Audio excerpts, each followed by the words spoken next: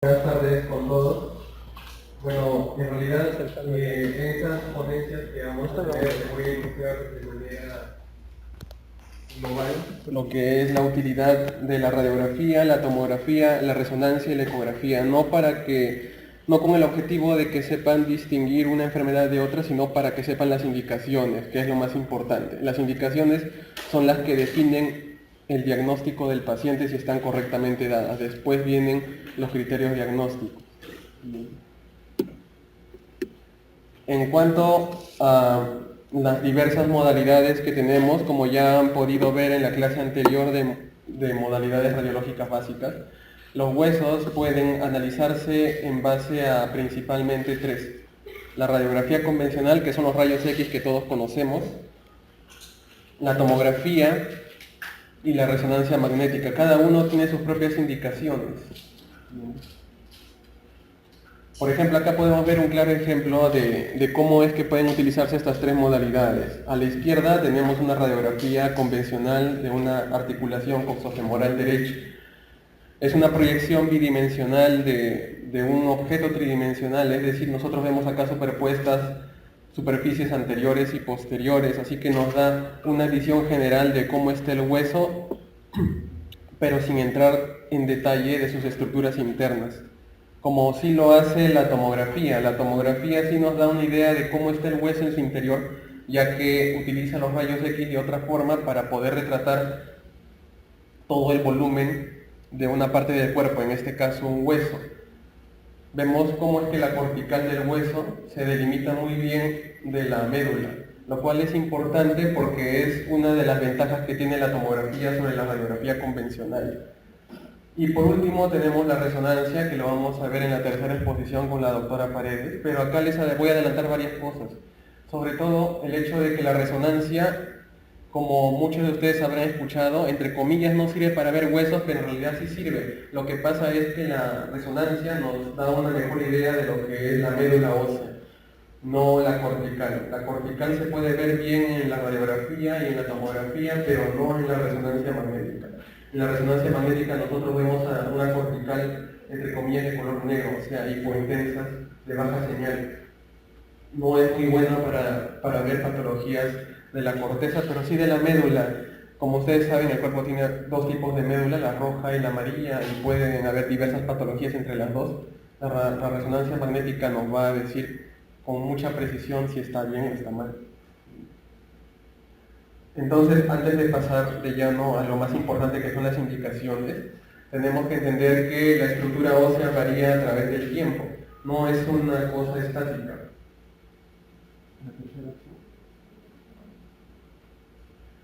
La primera que tenemos que tener en cuenta es que el hueso está compuesto de matriz osteoide y minerales óseos. Esto es importante porque la matriz osteoide es secretada por las células, que se combina con los minerales óseos y nos da la densidad tanto en la radiografía como en la tomografía. Y depende de qué estado esté alterado en este círculo fisiológico para el que podamos ver o no algunos signos. Segundo, es que mientras el hueso tenga vasos sanguíneos que puedan irrigarlo, que puedan darle nutrientes, la actividad osteoblástica y osteoclástica se va a mantener nivelada. Si es que le cortamos la circulación al hueso, como vamos a ver más adelante, vamos a observar alteraciones en la densidad. El hueso se va a poner más denso, va a disminuir la matriz osteoide y va a aumentar la deposición de minerales óseos. Y por último, el hueso no es algo estático, es decir, las fuerzas mecánicas nos moldean, la gravedad moldea nuestros huesos a cada momento, sobre todo los de los miembros inferiores que soportan nuestro peso. En cuanto a las patologías en general que podemos ver en los huesos, tenemos varias. En los rayos X, que es lo que ustedes más van a ver, vamos a observar que los huesos pueden aumentar su densidad o disminuirla de acuerdo a la patología. Puede ser de todos los huesos, es decir, de forma difusa, o puede ser de unos pocos, de forma focal. Ambos pueden ser de densidad aumentada o disminuida. Empezamos por la densidad aumentada. Cuando decimos que los huesos están de densidad aumentada, cuando los vemos más blancos entre comillas en la radiografía, y eso implica que hay un aumento en la deposición de la matriz ósea o un aumento de la mineralización, cualquiera de las dos, ya que la matriz ósea va a llamar al mineral, va a provocar que se deposite más de la sangre. En los casos en que nosotros vemos a todo el esqueleto o la mayor parte de los huesos del esqueleto blancos, o sea, más radioopacos, tenemos a las metástasis. Es lo que más vamos a ver, las metástasis de diferentes cánceres, sobre todo en varones, el de la próstata, a la cabeza en un 80%, y lo vamos a ver de este tipo. Vamos a ver que la mayoría de los huesos van a estar en una densidad muy incrementada, ya sea del esqueleto apendicular o del esqueleto axial, pero lo más importante es que vamos a ver que hay algunas partes que todavía van a estar conservadas, ¿no? Nos da una idea de cómo es una densidad ósea normal. Ahora, lo que también quiero recalcar es que esto es un estadio avanzado, no es el objetivo ver un paciente con metástasis llegar hasta este estado. Eso quiere decir que los huesos están tan llenos de metástasis que probablemente por más radioterapia, por más quimioterapia que reciba, no tenga salvación. Ahora, la idea es detectarlo a tiempo, por eso es que he mencionado antes las indicaciones. Cuando tenemos un paciente con una neoplasia de mama, de próstata, de riñón o de cualquier tipo que sea susceptible a metastatizar a los huesos, ya vamos a ver una lista, no se preocupe. Nosotros no ordenamos o no se debería ordenar una radiografía como primera opción. Lo que se debería ordenar, aparte de la tomografía, que muchos también escriben como primera solicitud al departamento de imágenes, lo cual está bien, es un examen de medicina nuclear, de lo cual probablemente no les han mencionado mucho. Un examen de medicina nuclear, el cual consiste en darle al paciente un radiofármaco, o sea, un mineral, un metal que emite radiación, en este caso rayos gamma, en una dosis permisible para el cuerpo humano. Se inyecta al paciente vía intravenosa y se fijan los huesos de la misma forma en que se fijan los minerales de calcio y fósforo que uno ingiere. Entonces, dependiendo de la actividad que hay en los huesos, nosotros vamos a poderlo ver en un aparato especial muy parecido al tomógrafo, cómo es que este mineral, este metal se va a fijar en los huesos que tienen más actividad, más recambio. Es decir, se fija a los huesos que tienen más actividad formadora de matriz ósea y de mineralización. En este caso, esto que vemos acá no es una radiografía de cuerpo completo. Esto que vemos acá es un examen de gammagrafía ósea, lo cual sería lo más adecuado pedir de inicio a un paciente que tiene una neoplasia que sea altamente metastásica o que tenga como primer sitio de metástasis los huesos. ¿Por qué? Porque por más que no veamos en la radiografía, incluso por más que no veamos en la tomografía una metástasis, este examen lo va a detectar, por más que no lo veamos en otras imágenes. Incluso va a detectar mucho antes de que tome un tamaño que sea visible. Por eso es importante este examen, la gammagrafía ósea, como indicación a los pacientes que tienen neoplasias, porque podemos detectar sus metástasis antes de que pasen a este estadio, ¿no?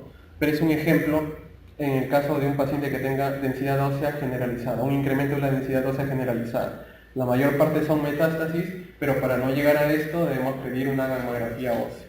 Esa es la primera indicación que hay que tener en cuenta.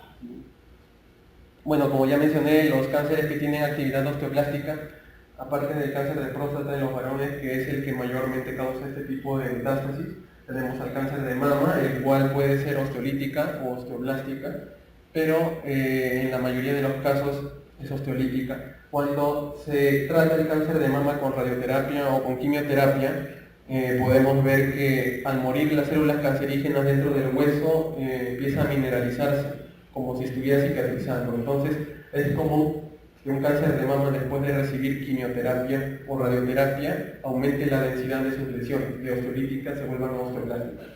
Y no quiere decir que esté avanzando el cáncer ni que haya cambiado de forma, sino quiere decir que ha sido tratado. Otros tipos de cáncer menos frecuentes, el neuroblastoma, el cáncer pulmonar, que también puede ser de los dos tipos, osteolítica o osteoblástica. En cuanto al incremento focalizado, es decir, cuando vemos incremento de densidad ósea en solamente unos pocos huesos y no en todo el esqueleto, también podemos pensar en las metástasis, sobre todo de la próstata y de la mama, porque antes de que se metastatice a todo el esqueleto, siempre va a empezar con unos pocos huesos primero, pero también es importante diferenciar de otras enfermedades que aumentan la densidad, pero solamente en ciertas partes del esqueleto y no son malignas. Por ejemplo, acá podemos ver metástasis de cáncer de próstata, que es similar a lo que hemos visto anteriormente.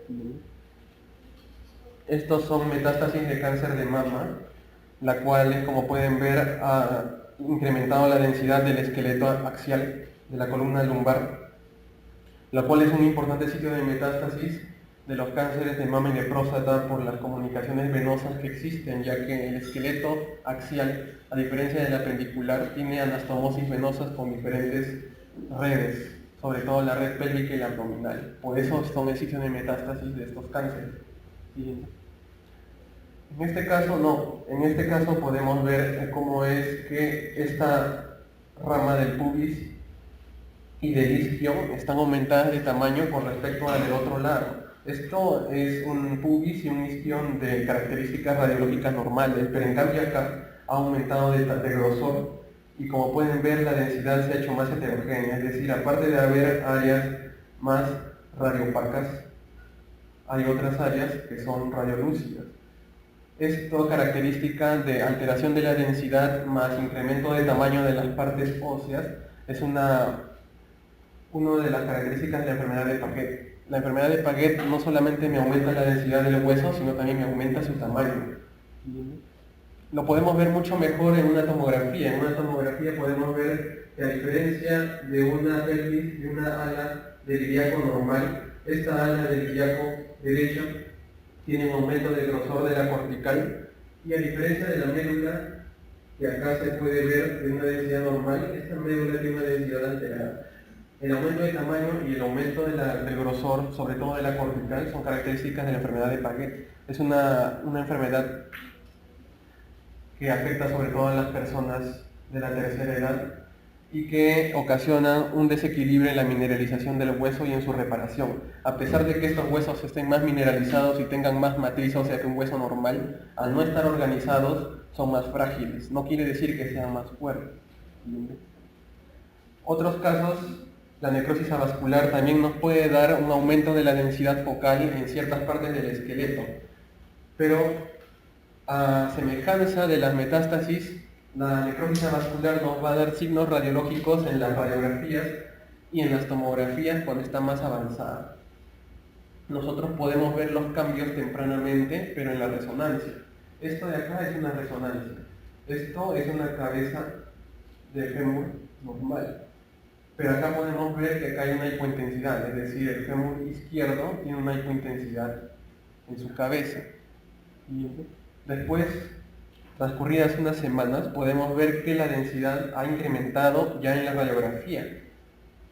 Obviamente que en la tomografía y en la resonancia a estas alturas también se van a ver cambios, pero lo más importante es que los pudimos detectar a tiempo en la primera resonancia hecha tempranamente, tan temprano como 5 días después de producirse la injuria en el hueso que corte la circulación, podemos detectarlo en la resonancia. Y también en la medicina nuclear, por cierto. Entonces acá podemos ver que ha aumentado de densidad la cabeza del fémur izquierdo y vemos un trazo radiolúcido cerca del acetábulo, ¿no? Eso quiere decir que hay una fractura ya. Este signo de una línea de fractura curva en el contexto de una necrosis avascular es el signo del creciente.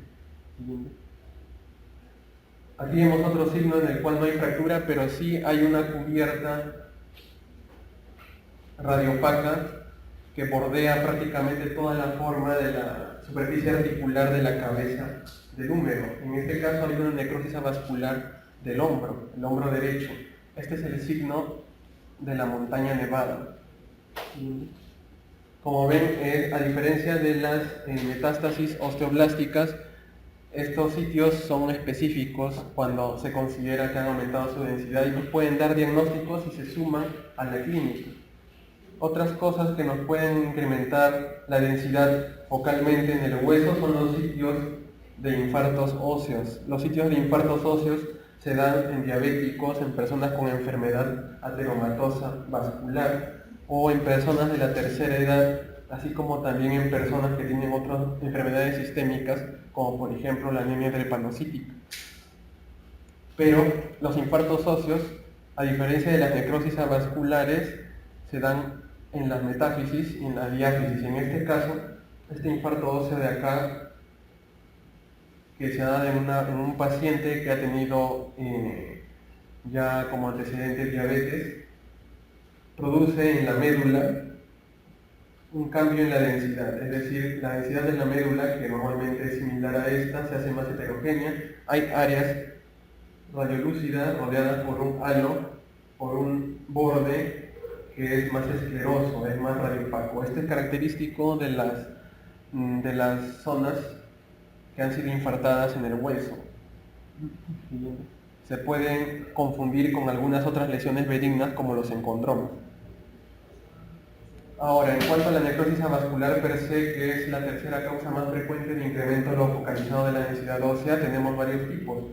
La de tipo intravascular, que ya mencioné, que es la anemia drepanocítica, la policitemia también, la causa vascular, que es la vasculitis, la causa extravascular, que son los traumas, que también es frecuente porque al producirse una fractura del cuello del fémur también se puede conducir posteriormente a una necrosis avascular. Causas idiopáticas como la administración de esteroides, ya sea por enfermedad de Cushing o por administración exógena, y otras como la enfermedad de Legg-Calvé-Perthes, que son más raras. En la disminución generalizada de la densidad ósea, nosotros podemos ver a la cabeza la osteoporosis. La osteoporosis tiene dos formas de presentación: la osteoporosis senil y osteoporosis de causa hormonal. Las dos tienen la misma manifestación radiológica, pero son disímiles en la clínica. Lo que hay que tener en cuenta acá como indicación también es que más que la radiografía para detectar osteoporosis, obviamente el examen que tiene más peso acá es la densitometría. La densitometría se aplica incluso como rutina a mujeres postmenopáusicas. La radiografía solamente nos va a dar una idea general de que la paciente tiene una densidad ósea disminuida, pero no es de ninguna manera tan específico como la densitometría ósea. Otra enfermedad que sí tiene mucho valor, la radiografía convencional, es el hiperparatiroidismo. El hiperparatiroidismo puede ser de tres formas: primario, si es que hay un adenoma en las glándulas paratiroides; secundario, por ejemplo, a causa de una insuficiencia renal crónica se hiperplasian las células de la paratiroide; y terciario, cuando en el contexto de un hiperparatiroidismo secundario esta hiperplasia de células permanece en el tiempo a pesar de que sea tratada. Cualquiera de esas tres causas nos puede producir estos signos.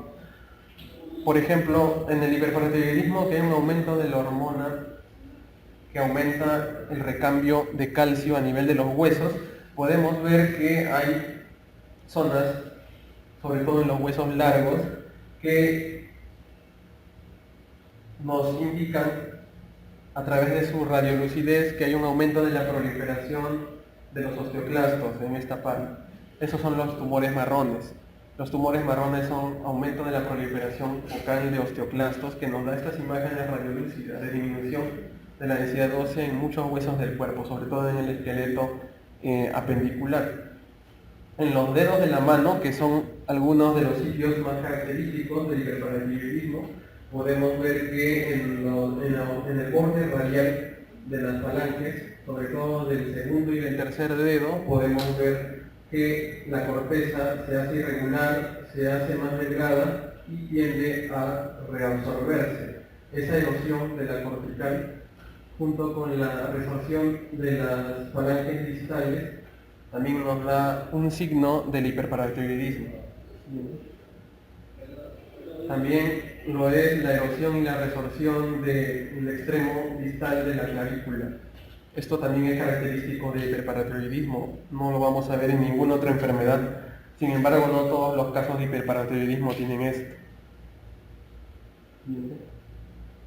Entonces, recapitulando, para la disminución general de la densidad ósea tenemos que pensar primero en si es un paciente sin clínica de hiperparathyroidismo, pensar en una osteoporosis y indicar un examen de densitometría ósea, pero si no, entonces podemos aprovechar radiografía convencional. Ahora, en cuanto a la disminución focalizada, otra vez son las metástasis las que son más frecuentes a la cabeza, sobre todo en pacientes de mayor edad y que tienen factores de riesgo, pero a diferencia de los exámenes anteriores que hemos visto en el aumento de la densidad, en el caso de las metástasis no son tan eficientes ni la radiografía convencional ni la tomografía. Sí los pueden detectar, pero a veces se pueden confundir con una médula con infiltración grasa, por ejemplo. Entonces echamos mano de la resonancia magnética, la cual sí nos puede dar a través de sus diferentes secuencias una idea de qué tan extendida está la metástasis, siendo esta osteolítica. Las metástasis osteolíticas tienen más patrones y son de una distribución más variada.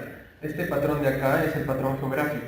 Este patrón es especial porque nos da un efecto de masa alrededor del hueso en una parte y empieza a erosionar el hueso sano mientras aumenta de tamaño. El otro patrón es el patrón apolillado, el cual es un patrón muy irregular, heterogéneo, que nace en un punto y se distribuye a lo largo del hueso, sobre todo en la diáfisis y en la metástasis. Y el último patrón, que es el más agresivo, es el patrón permeativo. El patrón permeativo, muchas veces, si es que no estamos entrenados, no lo podremos distinguir de un hueso osteoporótico o incluso de un hueso normal, porque el patrón permeativo implica que múltiples células, múltiples focos de metástasis microscópicos están alrededor del hueso y nos da una densidad heterogénea tanto de la médula como de la cortical. Es el más agresivo de todos los patrones. Acá podemos ver el caso de una metástasis de un cáncer de células renales, el cual es netamente osteolítico. Todo cáncer de células renales es osteolítico. Y podemos ver cómo es que el hueso se ha fracturado de esta lesión expansiva. Esta es una fractura patológica. Una fractura patológica se define como una fractura que ocurre en un hueso afectado por algún proceso degenerativo o por alguna metástasis. Bien. Acá podemos ver un signo interesante que a veces lo tenemos en cuenta en las radiografías convencionales tomadas a pacientes con enfermedades neoplásicas. Por ejemplo, acá podemos ver una vértebra normal, su apófisis espinosa, sus transversas y los pedículos. Pero esta no tiene pedículo, no lo podemos ver porque está muy radiolúcido. Este signo de la ausencia del pedículo es también sugestivo de una metástasis a vértebra. Acá podemos ver también otra metástasis de patrón geográfico, pero en el extremo proximal del húmero derecho. Acá podemos ver un cráneo que tiene diversos sitios de metástasis que no podemos afirmar si es o no una enfermedad determinada. Obviamente, en el contexto clínico adecuado podemos afirmar que es un mieloma múltiple, el cual es en la mayor parte de veces causante de este tipo de lesiones osteolíticas circulares en la calota craneana, pero no siempre. Por eso tenemos que ir de la mano con la clínica. Cuando vemos una lesión de mieloma múltiple, que sí es este caso, por ejemplo, solitaria en un hueso cualquiera, le llamamos plasmocitoma solitario, que es básicamente lo mismo, el mismo tipo celular que un mieloma múltiple, pero que a veces en un paciente que tiene mieloma, en toda su evaluación solamente vemos una sola lesión radiolúcida. Ahí se le llama plasmocitoma solitario. En caso de la osteomielitis, que normalmente lo vemos en diversos tipos de escenarios, la mayor parte es de origen postraumático. Y la osteomielitis también nos da una disminución localizada de la densidad ósea, nos da una heterogeneidad de la densidad en ese lado. Acá podemos ver en este metatarso distal cómo es que ha erosionado la superficie ósea y ha cambiado la densidad, ha disminuido y se ha hecho más heterogéneo. Obviamente, si lo vemos, por ejemplo, en un hueso más grande, podemos incluso confundirlo con otro tipo de enfermedad, por ejemplo, una metástasis, y es que a veces las metástasis pueden parecerse mucho a las neoplasias óseas, sobre todo las primarias. Bueno, entonces, para recapitular, las metástasis pueden ser osteolíticas y osteoblásticas. Las osteolíticas son el cáncer de pulmón, el cáncer de mama, el cáncer de células renales, que es netamente osteolítico, y el cáncer de tiroides. Y las osteoblásticas, que son el cáncer de próstata, que es a la cabeza en hombres, el cáncer de mama, que también puede ser tanto osteolítico como osteoblástico. Si se trata de osteolítico, puede convertirse a osteoblástico. El linfoma también es osteoblástico en muchos casos, y los tumores carcinoides, que tienen su clínica respectiva. Otra cosa que también quiero añadir acá es que el mieloma múltiple es uno de los pocos, o si no es la única, es uno de los pocos enfermedades neoplásicas que la radiografía o la tomografía juegan un papel principal en la detección y en la evaluación de su extensión. Ya les mencioné que la medicina nuclear también nos puede detectar las metástasis a tiempo mucho antes que una radiografía y que una tomografía, pero en el caso del mieloma no se cumple eso. El mieloma, al ser una lesión osteolítica, no nos va a captar el trazador, el radiofármaco que le vamos a inyectar al paciente. Así que medicina nuclear no nos va a servir en el caso de un mieloma múltiple. Otro rubro en el cual es muy útil tanto la medicina nuclear como la radiología convencional es las fracturas patológicas. Y las fracturas patológicas, como ya mencioné, son fracturas que se dan en un hueso que está previamente con una patología, a diferencia de las fracturas por estrés, que ya vamos a ver después. Las fracturas patológicas, entonces, por definición, son en hueso enfermo. Una clase de fracturas patológicas son las fracturas por insuficiencia, que son diferentes que las fracturas por estrés. Las fracturas por insuficiencia se definen como aquella fractura que ocurre en un hueso enfermo con un estrés normal, es decir, por ejemplo, este sacro de acá, que ha tenido osteoporosis, enfermedad de Payet, ha tenido que soportar el peso del paciente durante un salto y ha tenido una fractura. ¿Cómo sé que ha habido una fractura? Porque este es un examen de medicina nuclear. Este examen, que es una gamografía ósea también, nos muestra un incremento de la captación del trazador a nivel de las articulaciones sacroiliacas y de la misma porción proximal del sacro, ¿no? De la porción cefálica. Eso quiere decir que hay un tipo de fractura allí, aparte de la inflamación. La fractura por estrés, a diferencia de la fractura por insuficiencia, es una fractura que ocurre en un hueso sano, pero que ha sido sometido a microtraumas repetidos a lo largo del tiempo. Esa es la diferencia. Entonces, esta también es otra fractura patológica. Esta fractura patológica es en un paciente con una metástasis de cáncer de células renales. Toda metástasis, más las osteolíticas que las osteoblásticas, nos pueden dar fracturas patológicas. El examen de medicina nuclear también es muy útil en este tipo de casos porque a veces no se puede ver ni en la tomografía ni en la radiografía. También es una buena indicación. La reacción perióstica, que también la podemos ver en la radiografía y en la tomografía convencionales, es la expresión de la inflamación del periósteo, de la membrana que recubre el hueso y que contiene los vasos que van a asegurar su nutrición, sobre todo a través de la cortical. Hay diferentes tipos de reacción perióstica. El más famoso es el triángulo de Codman, que es netamente maligno. El triángulo de Codman es la expresión de una neoplasia o de una lesión infiltrante que daña la cortical, es expansiva, pero no la vemos en los rayos X porque es una lesión blanda, es un tejido blando no calcificado. Entonces la única pista que tenemos de su presencia adyacente al hueso es que nos eleva el periósteo en forma de triángulo. Pero no podemos ver el resto de la neoplasia, que es de esta forma. Solo vemos la elevación. Ese es el triángulo de Codman. Esto es un patrón de reacción perióstica en rayos de sol muy irregular, que también es característico de una neoplasia, ya sea un osteosarcoma o un sarcoma de Ewing. Nosotros no podemos ver el tipo de tumor simplemente viendo la radiografía. Podemos sugerir diversos diagnósticos diferenciales, sí, pero no es un examen que nos diga un diagnóstico definitivo, salvo ciertas excepciones que mirando sí nos podemos dar cuenta. La mayoría no es así.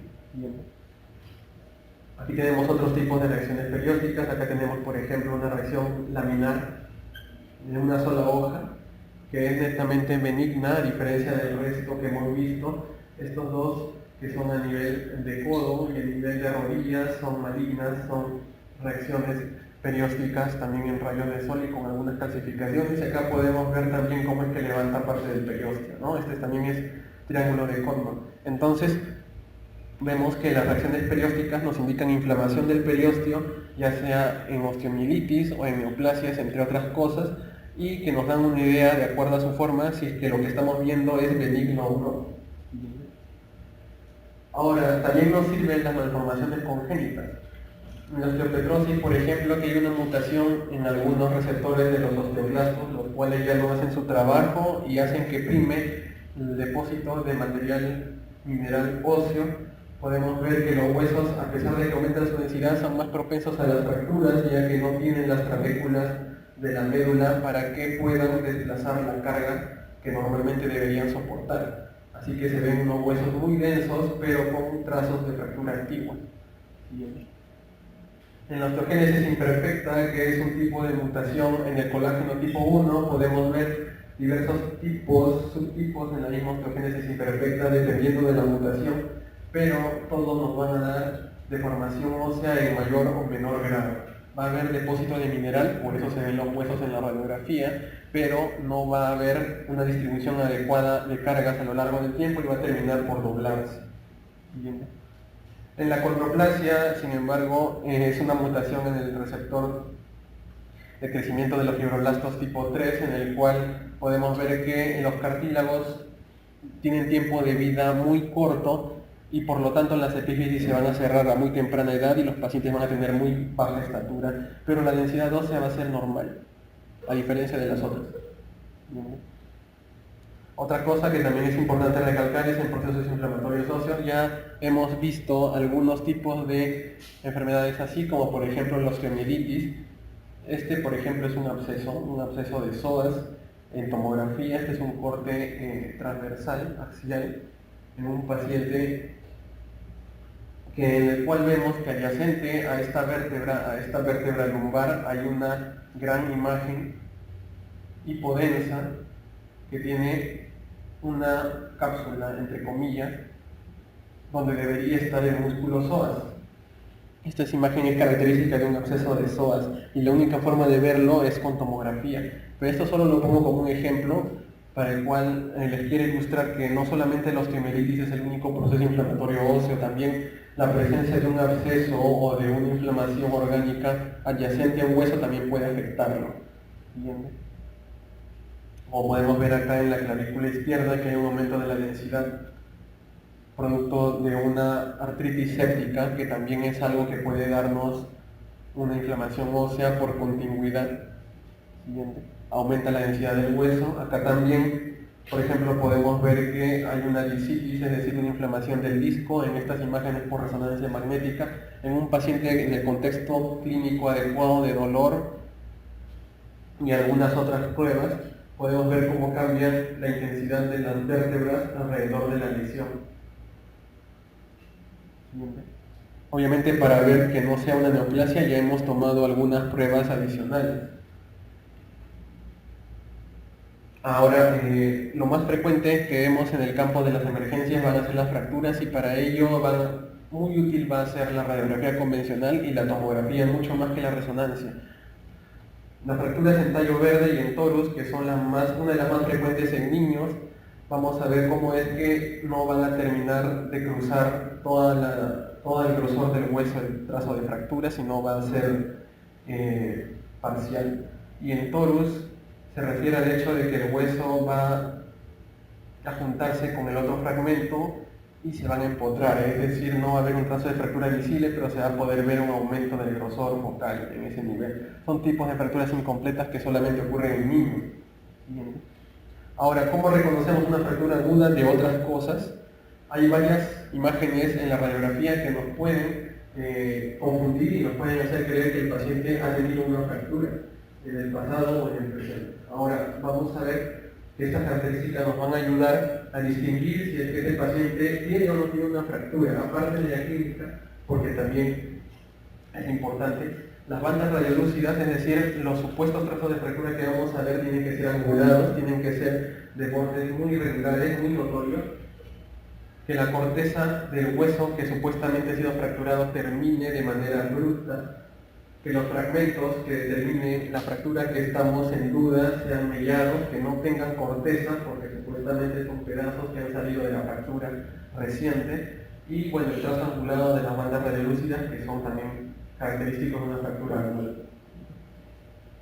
Por ejemplo, esto de acá, que está en la falange proximal, versus esto de acá, nosotros podríamos pensar que esta es una fractura, pero en realidad no lo es, porque solamente lo vemos en un solo lado. En cambio, en este lo vemos que atraviesa todo el grosor del hueso. Esto es un canal nutricio, por acá entran las arterias al hueso a través de la cortical. En cambio, esto es una fractura verdadera porque ahí ya está el desplazamiento de fragmentos. Bien. Ahora, esta es una fractura, pero esto de acá no lo es. Esto es una placa epifisial. Esto es el cartílago de las placas de crecimiento en los niños, que es algo totalmente normal. Estos de acá podrían pasarse por fragmentos, pero en realidad no lo son. Son huesos sesamoideos que tienen como función impedir el excesivo roce de los tendones flexores que van a pasar encima de ellos. Normalmente lo vemos en los primeros dedos de las manos y de los pies.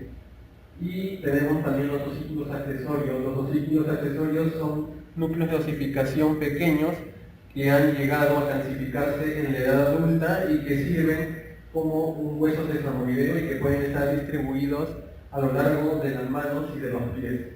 Esto es un hueso de un osículo accesorio, un os calcáneo, que no debe ser confundido con un trozo de fractura. ¿Cómo lo diferenciamos? Ya dijimos que los bordes de la fractura deben ser angulados, deben ser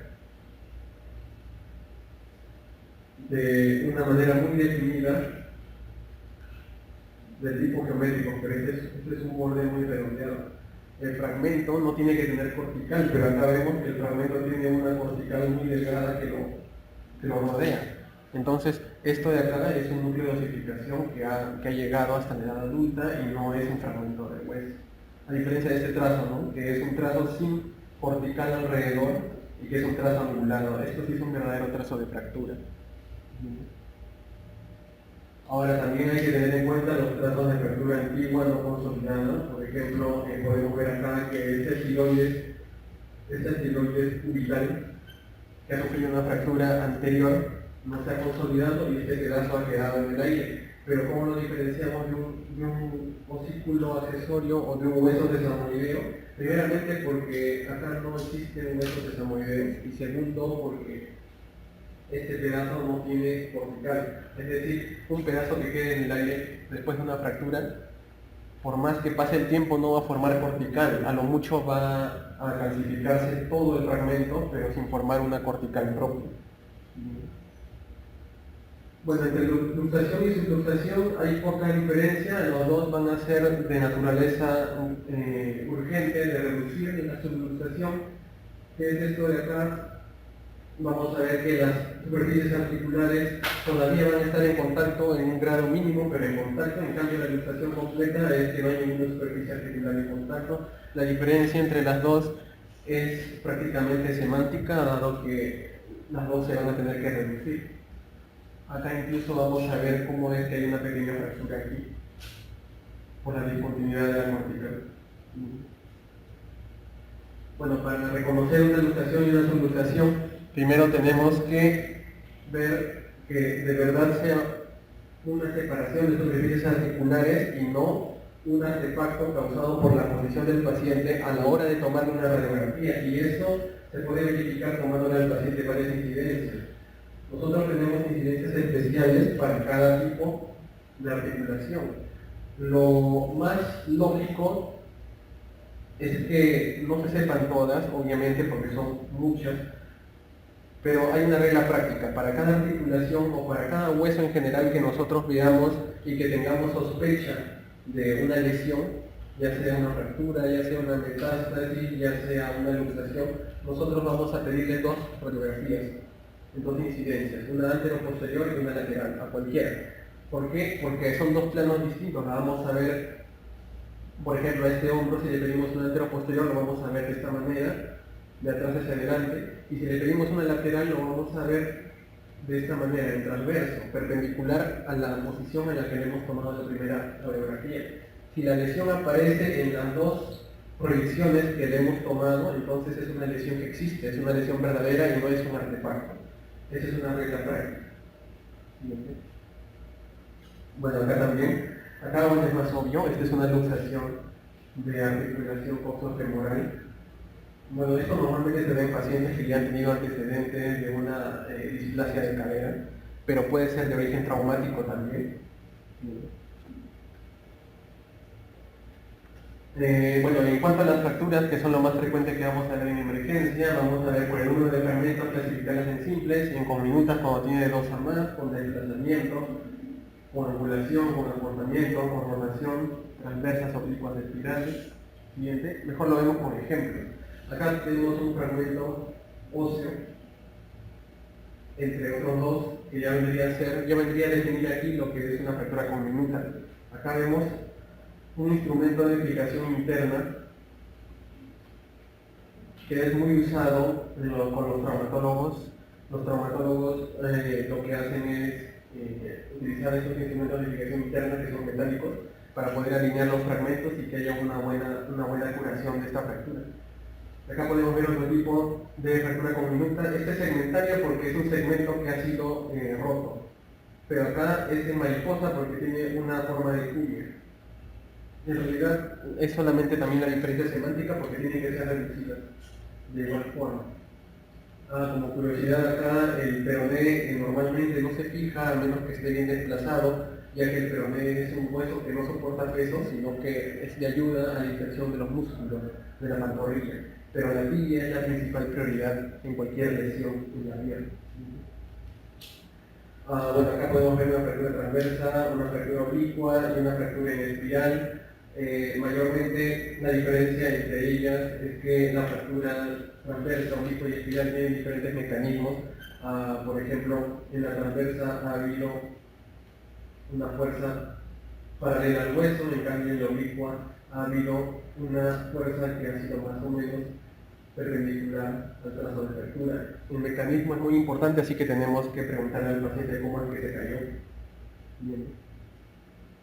Bueno, también hay desplazamiento, angulación, acortamiento, que son disminución de la longitud del hueso, y distracción que ocurre en los lugares donde se unen tendones a ambos lados del hueso y una vez que se rompe empiezan a jalar cada uno por su lado. Eso se llama distracción.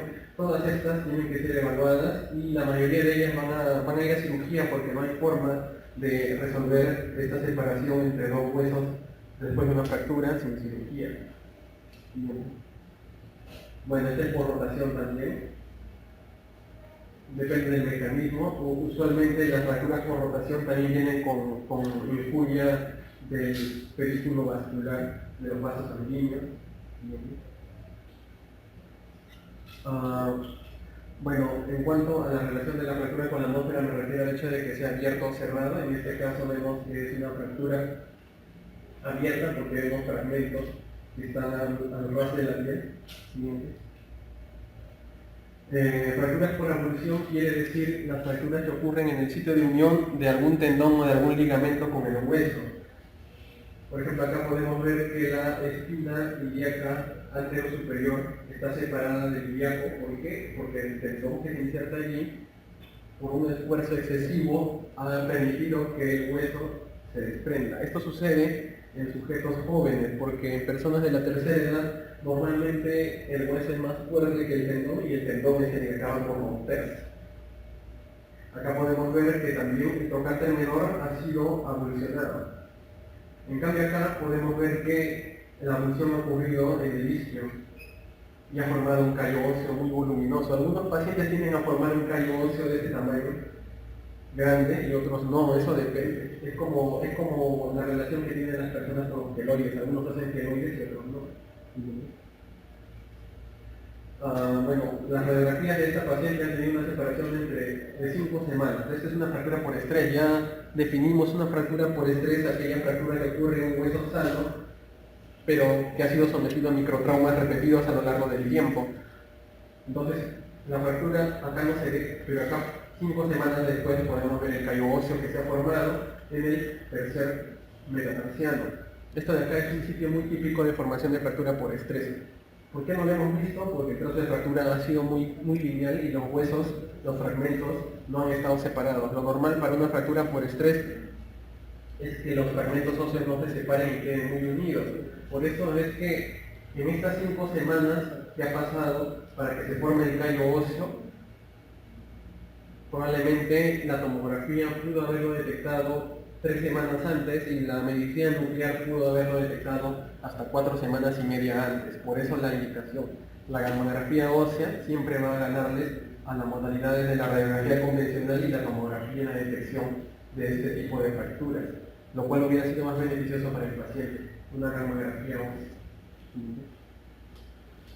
Bueno, los epónimos que también tienen que saber, la fractura de Coles, que es la más famosa entre pacientes de la tercera edad, entre mujeres con menopáusicas con osteoporosis. Los requisitos para una fractura de Coles es que hay una caída con la mano extendida, el POSH de los gringos, que es igual, y puede añadirse una fractura de tiroides cubital, ¿no? Pero en este caso es lo más frecuente que obviamente se rompa el extremo distal del radio y tiene una deformación y desplazamiento. Ahora, la fractura de Smith es al revés que la fractura de Coles. Es un desplazamiento palmar de toda la mano. Y la fractura de Jones, que es en la base del quinto metatarsiano, que también es característica sobre todo en traumas deportivos. La fractura del boxeador, que es en el quinto metacarpiano, usualmente ocurre porque uno golpea una superficie dura con la mano mal inclinada, ya que normalmente los golpes se transmiten mejor con los metacarpianos del segundo y del tercer dedo, pero no del quinto, que es el más frágil. Bueno, ahora las fracturas o dislocaciones que son más difíciles de diagnosticar, estos son los casos donde la clínica tiene mucho más valor porque nos va a hacer sospechar mucho qué cosa podemos encontrar en el examen radiológico. Por ejemplo, acá podemos ver que el escafoides está rojo en su través y que algunas semanas después vamos a ver que el fragmento proximal ha aumentado de densidad. Eso quiere decir que hay una necrosis avascular. El escafoides es uno de los huesos de los miembros superiores, los cuales son susceptibles a la necrosis avascular. Por eso es que necesitamos diagnosticar a tiempo esta fractura del escafoides para poder tomar acción. ¿Qué pasa si dejamos pasar el tiempo y no hemos detectado una fractura del escafoides en una mano de un paciente? Si es que no lo detectamos a tiempo y dejamos que esto pase, a lo largo del tiempo no se va a quedar de esta forma. Probablemente durante algunos años sí, pero después va a terminar por haber microfracturas, ya que el hueso, a pesar de estar mineralizado, está muerto, no hay reparación. Va a terminar por haber microfracturas que van a deformarlo. Al deformarse esta parte, el semilunar y lo que queda del escafoide van a juntarse. Y con el semilunar van a seguir los demás huesos, el trapecio, el trapezoide grande y el ganchoso, van a hundirse, van a desplazarse más proximal. Al final, esta condición que se conoce como inestabilidad carpiana es la evolución final de una fractura de escafoides mal diagnosticada, que ha sido dejada evolucionar hasta la necrosis avascular sin ningún tipo de intervención. Eso deja prácticamente la muñeca inservible, a no ser que se tome otras medidas que son más difíciles. Otra cosa que es más difícil, incluso que el escafoides, es diagnosticar una fractura de cabeza de radio. Esto es un poco difícil porque cuando el paciente ingresa por emergencia, tenemos que hablar de la clínica, el aumento de las partes blandas. Cuando tomamos la radiografía sospechando una fractura de cabeza de radio o en las articulaciones del codo, muchas veces vemos esto y decimos que está normal. Obviamente, si uno se fija bien acá, hay un ángulo en donde debería ser un poco redondo, pero ese no es el único signo. Si nosotros hacemos caso de la norma básica de tomar en 2 incidencias toda lesión que nosotros sospechemos, entonces le tomamos en lateral, con el codo doblado en 90 grados, y cuando le tomamos en lateral vemos que el radio, que debería ser paralelo al cúbito y cuyo eje debería atravesar el centro del cóndilo, no está atravesando el centro del cóndilo, sino que se está yendo para abajo. Eso es un signo de fractura de la cabeza de radio. También podemos ver acá más más claramente cómo es que se ha deformado y lo principal, al haber una fractura de cabeza de radio, hay un sangrado dentro de la cápsula articular del codo. Y el sangrado dentro de la cápsula articular del codo nos levanta las hemorragias grasas que envuelven las fosas, tanto la fosa lectaniana como la fosa coronoidea, y nos dan estas imágenes radiolúcidas adelante y detrás. Esto no se debe ver. Estas imágenes radiolúcidas no se deben ver.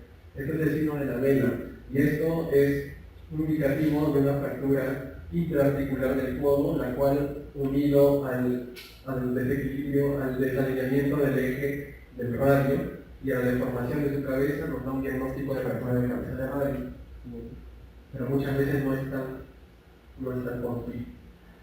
Otra cosa también difícil es la supracondilia del codo infantil, porque la supracondilia del codo infantil muchas veces se confunde con la placa de crecimiento. Esta es la placa de crecimiento, pero la fractura es esta. No sé si podemos ver acá. Esto de acá es una disrupción de la cervical, que muchas veces no se puede ver simplemente en esta, sino que también incluso tenemos que llegar hasta la resonancia magnética. Y es importante porque un fragmento óseo en edad de crecimiento que se desprenda nos puede dar más adelante otro tipo de patología, como un osteocondroma. Bueno, otras cosas, la cadera en ancianos, como todo el hueso en los ancianos es de un tipo de densidad muy baja, a veces los trazos de fractura no son tan evidentes, como podemos ver acá podemos ver que a pesar de que vemos el cuello, la cabeza se superpone a él. Eso no debe pasar, debe haber una continuidad entre la cabeza y el cuello, entonces hay un impactamiento de lo que es el cuello con la cabeza.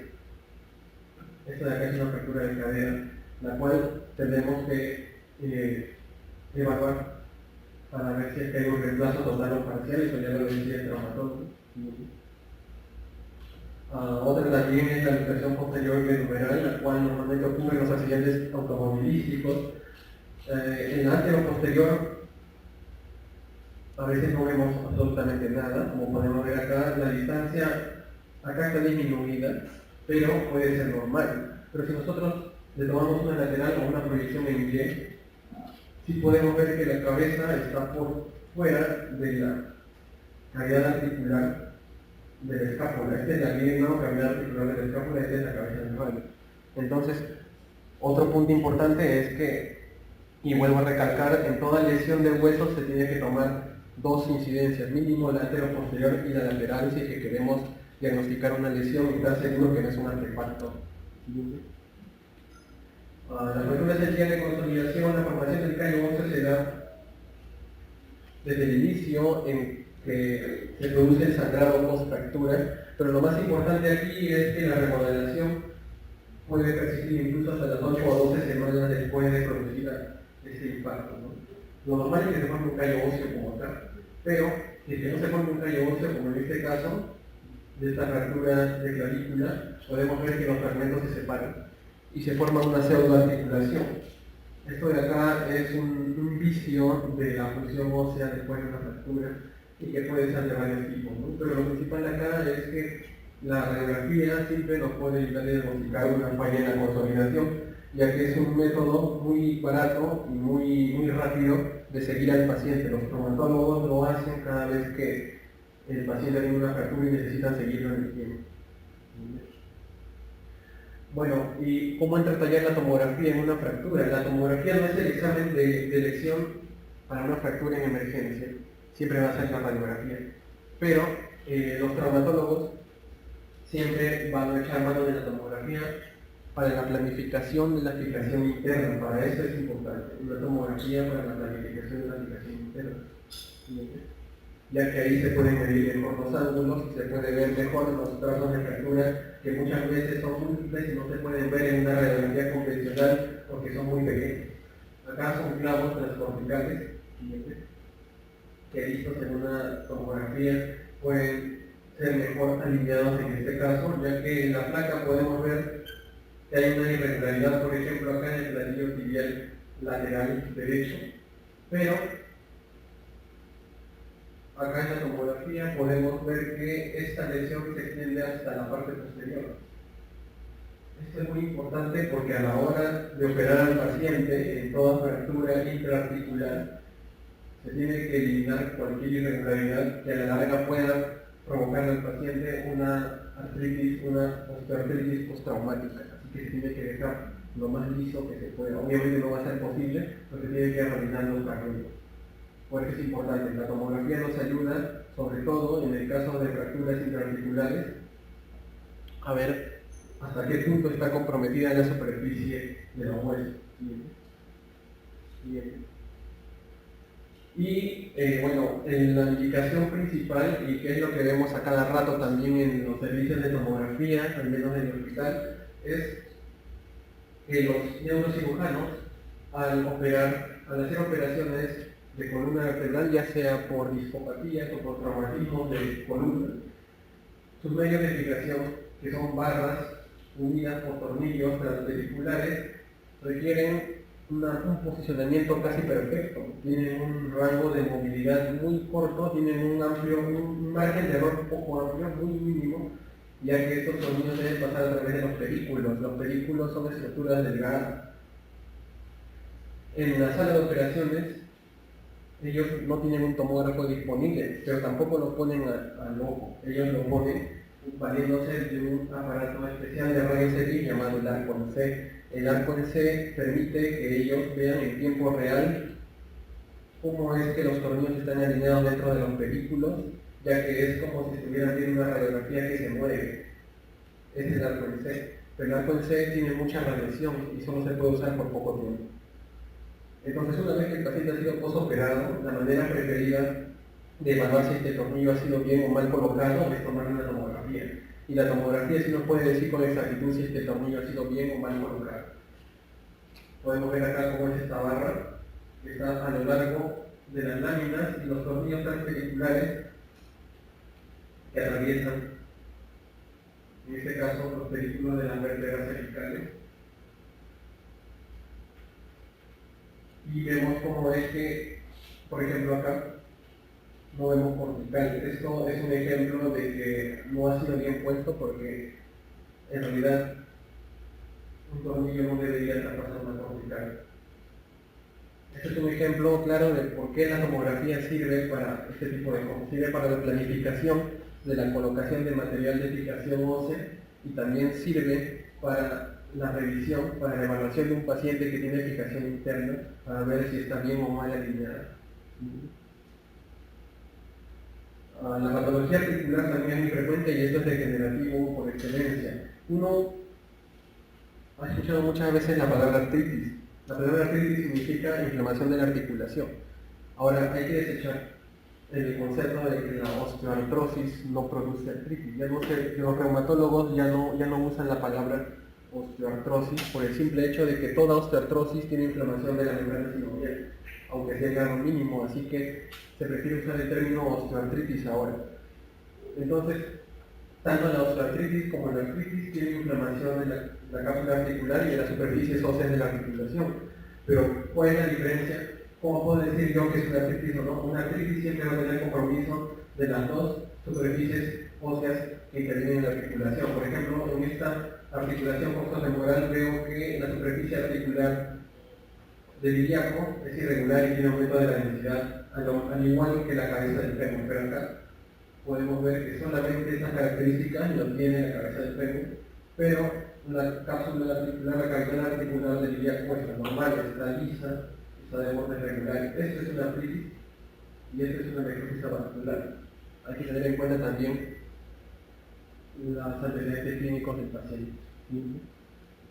Bueno, la osteoartritis, que en realidad es un tipo hipertrófico de artritis porque el hueso tiende a aumentar. Acá podemos ver que en esta articulación coxofemoral, que es una de las más afectadas aparte de la rodilla, las superficies son más irregulares, ambos lados se han vuelto más densos, más radiopacos y han perdido su forma y se han formado también puntas. Estas puntas son los osteopitos, que también pueden formarse en la cavidad articular. Y acá en la rodilla también podemos ver que hay osteopitos marginales y también las espinas en donde se insertan los ligamentos cruzados se afilan. Eso también es un signo de osteoartritis de la rodilla. Para graduar en severidad se utiliza la escala de Kelvin-Lawrence, pero esto de acá es principalmente para ilustrarles cómo es que se ve una artritis hipertrófica, la osteoartritis a la cabeza. Siguiente. Bueno, también puede ocurrir los dedos de las manos, pero en las articulaciones interfalángicas distales, los nódulos de Heberden. Siguiente. También la enfermedad de Charcot, la artropatía de Charcot de los diabéticos, también es una forma de osteoartritis hipertrófica, por si acaso. La artritis reumatoide o artritis erosiva no nos da crecimiento óseo, al contrario, nos da una disminución del material óseo de la articulación, erosiones, o por ejemplo podemos ver acá las articulaciones interfalángicas proximales, que hay una disminución de la densidad periarticular y también hay irregularidad de las superficies óseas, y acá podemos ver que en los huesos del carpo hay erosión en los bordes, ¿no? Del escafoides, del grande, incluso no se ve el índice grande y el ganchoso, y acá en la estiloide cubilateral. Eso es típico de la artritis reumatoide, o en cualquier enfermedad artrítica erosiva también. El lupus, algunas seronegativas también pueden darnos erosión. Bueno, muchos de ustedes habrán escuchado que lo más característico es que hay una subluxación atlántico-psoidea de la artritis reumatoide, pero en realidad esto lo tienen pocos pacientes, no es característico, no todos lo tienen y no todos lo llegan a desarrollar. Pero lo que sí no debe faltar para la evaluación de un paciente de artritis reumatoide es su radiografía cervical, tanto antero-posterior como en lateral, aparte de las extremidades. Bueno, la artritis infecciosa también, como ya mencionamos, es una enfermedad que causa erosión y pérdida del material óseo. Tiene que tener como característica el antecedente traumático o de solución de continuidad de la piel para poder justificar que el microorganismo haya penetrado a una cápsula articular. La hemartrosis, por último, que normalmente nosotros la vemos en pacientes que han tenido una fractura intraarticular en grandes articulaciones, por ejemplo en la rodilla. Acá no vemos el trozo de fractura, pero yo sé que hay una fractura aquí. ¿Por qué? Porque nosotros vemos acá esta semiluna como cúpula debajo de la rótula. Normalmente la cavidad articular de la rodilla tiene varios recesos que están llenos por una cantidad mínima de líquido sinovial. Hay un receso suprarrotuliano y hay un receso infrarrotuliano y un receso posterior, por ejemplo. Esos recesos no se deben ver en la radiografía convencional, pero si nosotros vemos esta cúpula, quiere decir que debajo de la rótula se ha acumulado no solo líquido, que es lo más denso, es la densidad líquida que está acá abajo, sino también grasa, y como la grasa flota encima del agua, entonces la grasa se va a acumular y va a formar esta densidad radiolúcida, que es la misma densidad que la grasa subcutánea. Entonces, esto es grasa encima de agua que probablemente sea sangre en el receso sinovial infrarrotuliano. Una lipohemartrosis, lo cual es un signo indirecto de una fractura intraarticular. Otra utilidad de la radiografía convencional. La tomografía también nos puede dar un alcance. La tomografía nos da una mejor visión de cómo es la separación de niveles, ¿no? Grasa sobre líquido. La resonancia también. Esta es una resonancia. Esta es la biografía. Bueno, eso sería todo.